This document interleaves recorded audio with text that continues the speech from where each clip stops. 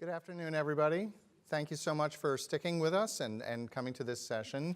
We are in the Disruptors panel, Don't Play by the Rules, Make New Ones, which sounds like a schoolyard bully, but I think it's a more positive thing than that.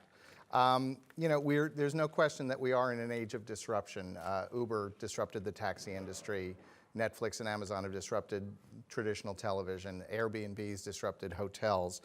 But as a writer, I've always found it kind of interesting that what was kind of a negative word has become a positive. I mean, if you're disruptive, that's a good thing.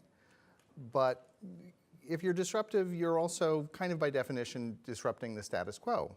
So what we're going to talk about today and discuss is how to get the best out of disruption, breaking the things that maybe need to be broken or need to be at least adjusted, and building the things that are going to provide a structure for the future and to move ahead. I'm very pleased that I've got three great panelists today. To my immediate left is Eileen Marcus, who is the CEO of Coyuchi. To her left is Monique Salvador, CEO of Blushup. And at the end is Shavika Sinha, CEO of the Veneka Group. And I'm going to let each of them introduce themselves and their companies and tell you a little bit about them. And then we're going to get into the discussion area because they've each got a great story. So Eileen, why don't you start? Yeah, I should. So Coyuchi is a home textile company focused on providing a greater good to both our customers, to the environment, and to all of the people involved in our product.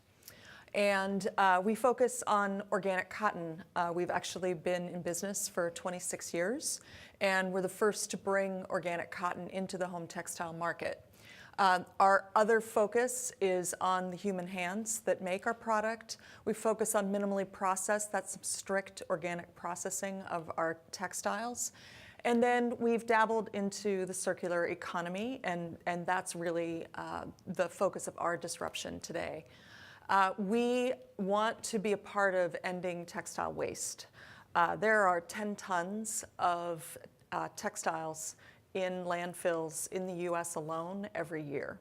And it's growing, and it's very much tied to a fast fashion cycle, and home is part of that.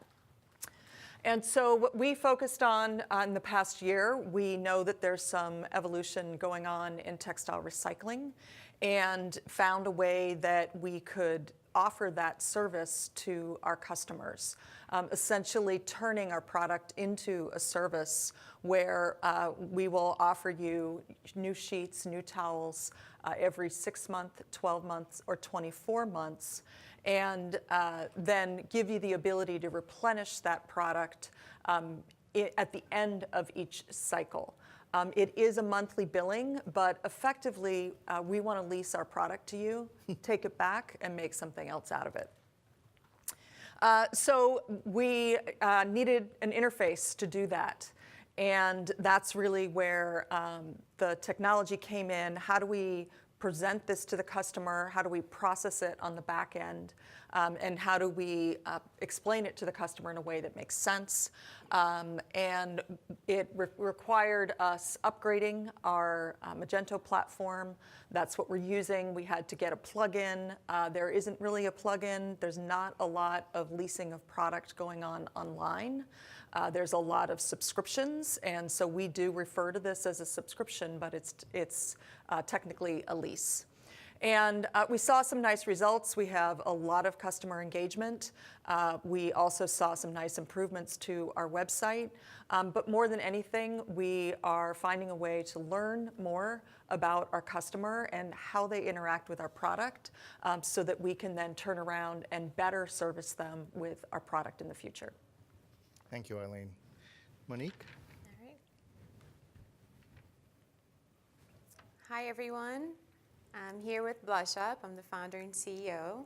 And we built the first online marketplace connecting women to all beauty retailers in their city. The beauty retail market is worth $56 billion today, expected to grow to $90 billion by 2020. And we're in the midst of a beauty boom. We have celebrities creating their own makeup lines. Korean beauty is expanding globally, and beauty brands are opening their individual stores. So I'm a spoiled millennial, and I expect to have an app for everything.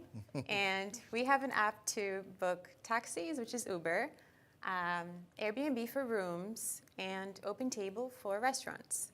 How come women don't have an app to book a makeup appointment at their local beauty retailer? Well, this frustrated me about a year ago, and we decided to build Blushup to allow women to discover and book beauty services at all beauty retail locations in their city. That's who we are, and we launched in February. We're expanding across different cities by the end of this year, and we have currently 15 top beauty brands on our platform. Thank you. Thank you. I'm going to go a little bit into the Veneka group after this panel, but wanted to give you just some background about me. I started my career at Epsilon, advising a gamut of Fortune 100 brands around at the time, which was the advent of digital. So helped JCPenney's, Macy's, Target, HSN, you name them. I probably helped them come onto the digital age in some way. I was then hired by Oscar de la Renta as one of 3 people to basically come in and disrupt a luxury, timeless brand and bring them to the digital age, launch new lines of businesses, and make the brand more appealing to a younger customer, while creating a lifestyle experience. And I'm happy to say we did all of those things. Thereafter, Gap Inc. hired me to join a brand they had just bought called Intermix.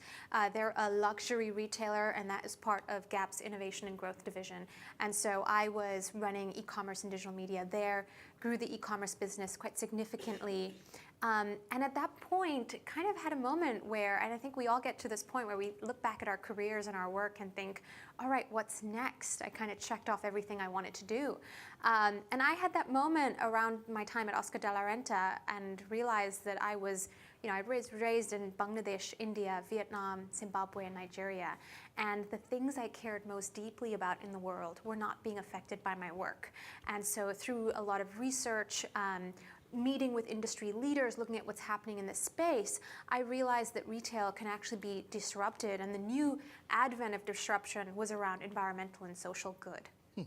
And so from there on, launched the Veneka Group to accelerate growth for social enterprises. We help corporations pivot towards being mission-driven and finding where sustainability and social good can enter their supply chain and marketing, and then incubate fresh ideas around this region as well. Great. Okay. All right. Well, thank you. Okay. All right. Thank you so much. So obviously 3 very different kinds of companies, but each of them disruptive in their own way. And I wanted to ask, when we were having the pre-call, we kind of came up with this idea that one of the things that you are successful at doing, or one of the things that ties you together, is you really put the customer at the center of the equation. No matter what the goal is. And I wondered if you could talk about how you do that and also why that's important. Maybe start with you, Eileen. Mm-hmm. So the customer is at the heart of every retail business and really every product business. And that's no different for Coyuchi, where we are a little bit different from just a transactional point of view. We want to connect with the customer's values. And that is one of the areas where year after year we do connect with our customer. They are in the process of a transition when they start purchasing organic, and that encompasses their whole lifestyle. So wanting to make sure that anything that we do ties to that customer's ethos and their lifestyle is really part of the equation of what Coyuchi for Life became. It's providing a way for them to essentially not feel guilty about consuming.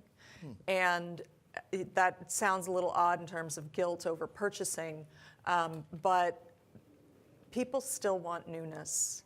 And your sheets and your towels, they do wear out, even the best ones on the market.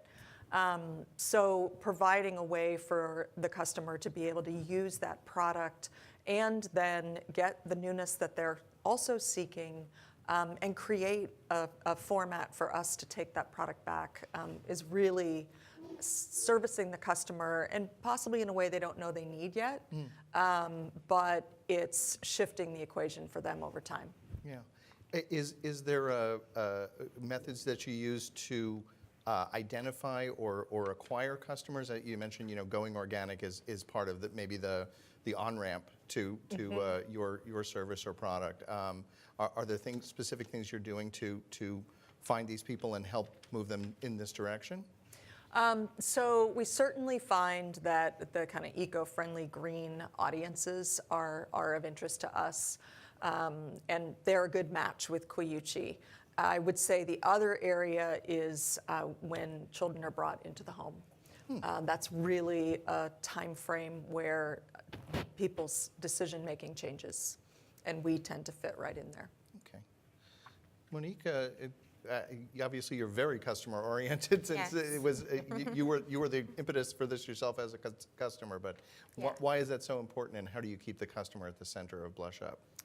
So luckily for me, I was the first Blushup customer. That's how Blushup got started, through my own personal problem. I wanted to book a makeup appointment.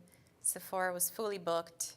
I'm sure if you live in New York City, you know that getting an appointment there last minute is almost impossible. So I was frustrated because women don't really have other options online.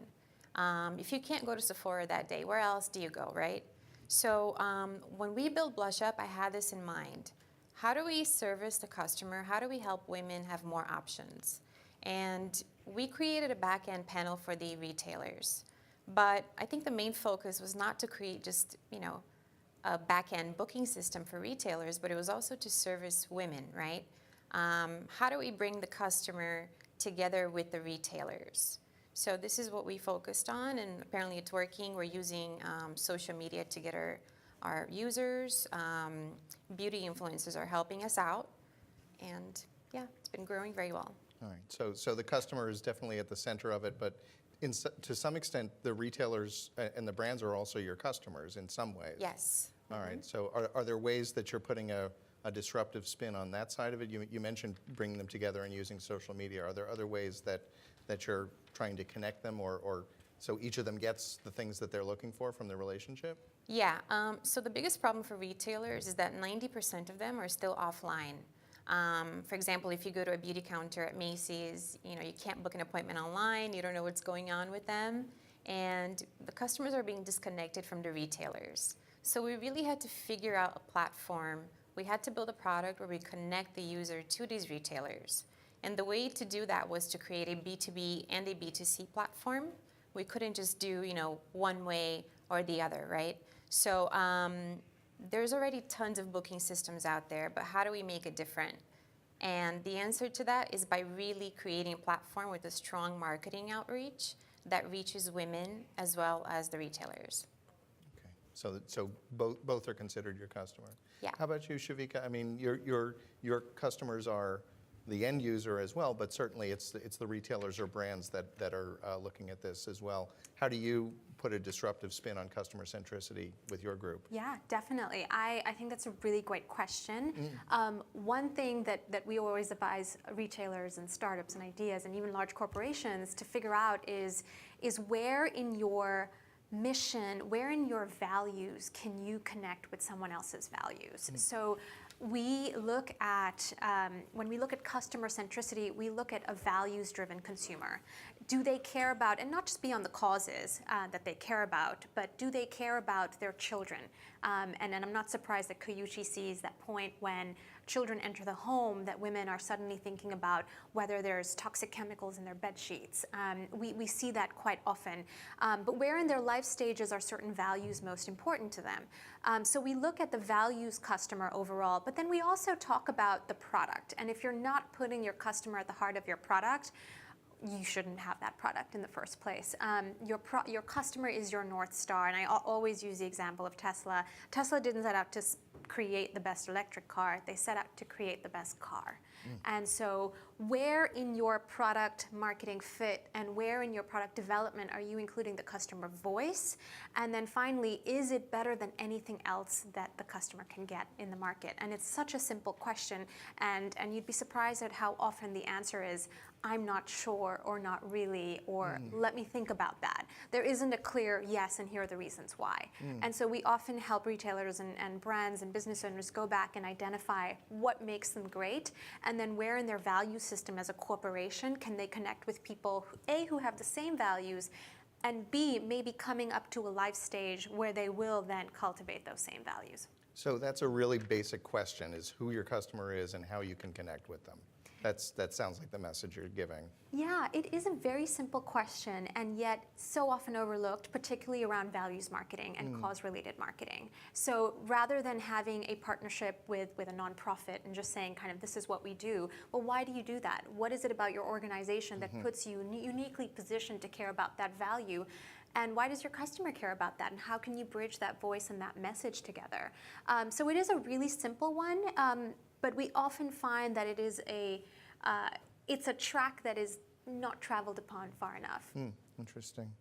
Well, so let's talk a little bit more about sort of the organizational side of it. And one of the things we discussed at our pre-call was about, is it possible for a disruptive approach to future-proof your business? We keep hearing about, legacy retailers and the challenges they're facing, and as I said, everything changing, and disruption bringing things around to a variety of different things that it's hard to predict the future. But can a disruptive approach give you the tools to maybe future-proof your business or make you more agile? Let's start with you, Shavika. Yeah, absolutely. I think it can.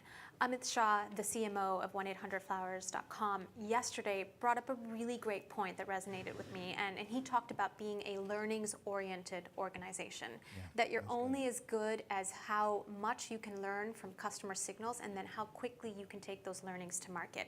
And that's something I wholeheartedly believe in. And I would actually add to that and say that beyond being a learnings organization, you have to be a iterative organization. Today, knowledge is democratized. Between online classrooms and Google, you can basically have the world's knowledge at your fingertips, and therefore so can a corporation. What makes an organization differ is its ability to disrupt itself, and disruption is an iterative process. So one, how quickly you test and learn. Two, how quickly you adapt to market signals. And then finally, looking at failing fast and not being afraid to fail, I would say, are those the three key things. Okay. Monique, what's your thought about the future-proofing potential of disruption? That's a tongue twister. Well, in our case, we have the big Sephora to compare other beauty counters to, right? So Sephora is doing everything right. Their technology is new. The customer experience is amazing. They're very welcoming at their stores. So our goal here with Blushup is, how can we make every other beauty counter in the city that are offline come to the point where Sephora is? And the retailers are starting to realize that the only way that they can make that happen is through innovation. It's through disruption. Their current model is not scalable. Not having beauty services bookable online, it's just not scalable. And Sephora and MAC Cosmetics are two of the most popular brands. They do have online booking, and they're always fully booked. So they're proof that new technology, that innovation is working out, and that's what every other retailer has to follow. Eileen, what's your thoughts on the future? When we started talking about what to do with all of these textiles that could come back to us, that was almost easier to solve than this sense that we're looking to the customer to change their viewpoint on consumption. They would use the product that we make and currently sell, and the bulk of our revenue is coming from selling product, and shift their point of view to they're going to use it and then give it back to us. And so to me, the more that we start to get into that cycle with the group of customers that have adopted and do those same things of understand what they like about the program, provide more of that, broaden the product assortment. It allows us to further that shift towards we're going to ask them to stick with us and use our product, change the way that they're consuming, because we're generally speaking all consuming too much. And it allows us to do something very different that fits in with a younger generation that's looking for experience and wants to have a lighter footprint on the world. Well, we're going to get to the dirty word of you need to make a business case. It's great to be disruptive. It's great to be forward-thinking. But eventually you have to make a case to somebody that there's going to be some sort of ROI. What are your best practices or the learnings that you found about making a business case? And I'll do the second part of this. Is there a way to reframe the question so it's not always so much about the specific ROI? Is it a different kind of ROI? So who wants to dive in first on that one? I can go ahead. Okay, you're brave. One, it is definitely, I mean, this is a conversation we've been having for years. What is the value and ROI of innovation and disruption? And I would say priceless. There is, you cannot put a value on it. Couple of the things that I've seen work as far as going back to the C-suite and sort of making a business case for it include, one, figuring out what not to do. So in the testing and learning process, you figure out more often what you shouldn't do than what you should do. And I think that's just as valuable as figuring out where your North Star is, figuring out what you don't want to take. So spinning the conversation and saying, right, we don't have a path forward, but we have 10 paths that we know we don't want to take, which is just as valuable. Two, I think, again, the testing and learning and the failing fast process leads you down new paths and ideas that didn't exist before. So saying, hey, we never thought about this was never in our playbook, but it is today and in a fresher way. And that is because of the process of innovation. So I think as we think about it, and of course, one day we'll hit gold and we'll find that one campaign and that disruption, that customer insight that leads to kind of the floodgates of the business case. But until then, figuring out what's not going to lead there is just as important as figuring out what is. Right. Where are the dead ends? Where are the turnarounds? And focusing on other aspects of that. How about you, Monique? What's your take on the business side of it, or framing it as an ROI or making a business case?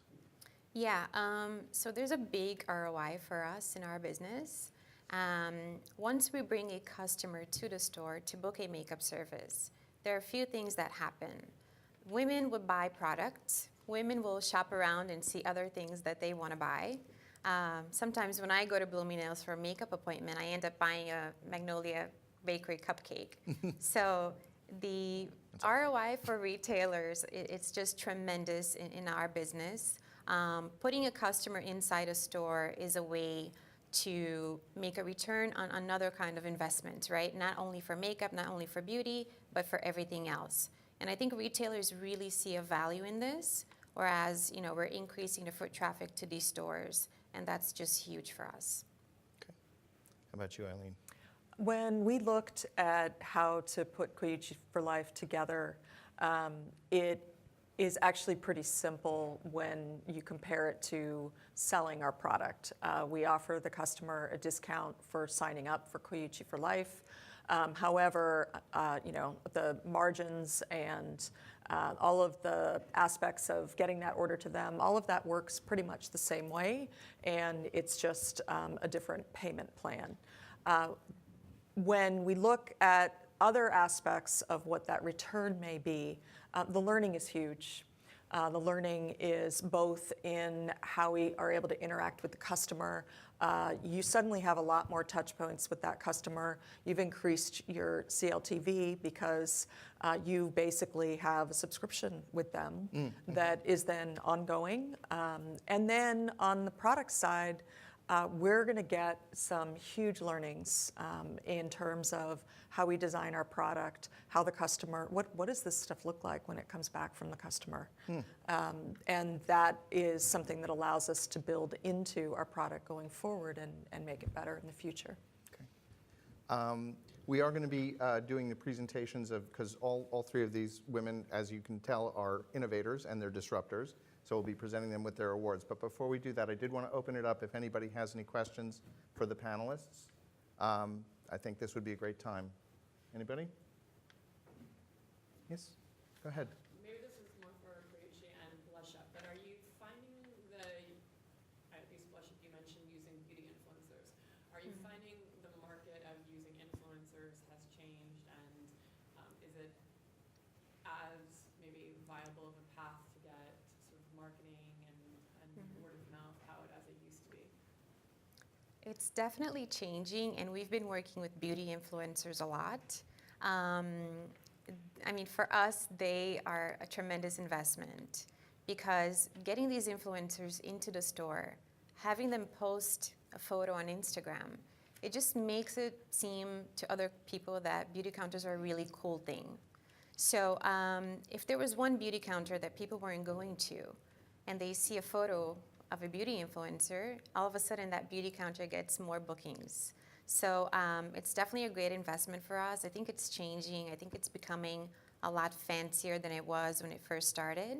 But for a brand like ours, it's totally worth it working with the beauty influencers. I also think that the term influencer has changed a lot. So while I was at Alex and Ani, what we did, we sort of launched a campaign called Carry Light, and we had influencers partake with us, but we also had 50 charity partners, and we leveraged them as influencers. They were probably our most passionate base of influencers. So I think even expanding the definition of influencers, as business leaders, we have followings, and looking at your partners and retailers as well, has been incredibly effective in my history. Anybody else? Well, I had one more question. I was, of course, very impressed with Ken Hughes' presentation and his talks about Gen Z and the presentation following it. Are any of you finding that there's a demographic or an age or a generation split, or that there's more interest from younger generations in some of the more cause-related or organic or holistic aspects of your services? Mm-hmm. So we have typically skewed maybe 35 and up as a brand. And some of that is certainly price point, and kind of finer home textiles tend to be skew a little bit on the older end. I would also say that the customer that was embracing organic, and understand we've been around for 25 years, was also skewing older female, and a lot of times it was tied to health reasons as well. What we are finding in the last 2 to 3 years, and then certainly with launching Coyuchi for Life, is that it's skewing younger. And we can see that there is certainly a lot more interest in, say, 25 to 35. They may not be our largest purchasing group at this point, but there is certainly a lot more interest and interaction with a different customer base. And I do believe it's tied to more interest in sustainability, organic, and initiatives that are bigger than just selling a product. And that's another addition to your business case. You're getting consumers potentially more at the beginning of their buying cycle and their life cycle. Great. All right. Well, we're going to be presenting the Retail Innovator Awards, and then Shavika is going to be sharing some more about the Veneka Group. But before we do that, I'd like to thank all of the panelists for their insights and thank all of you for your attention. So let's give them a hand.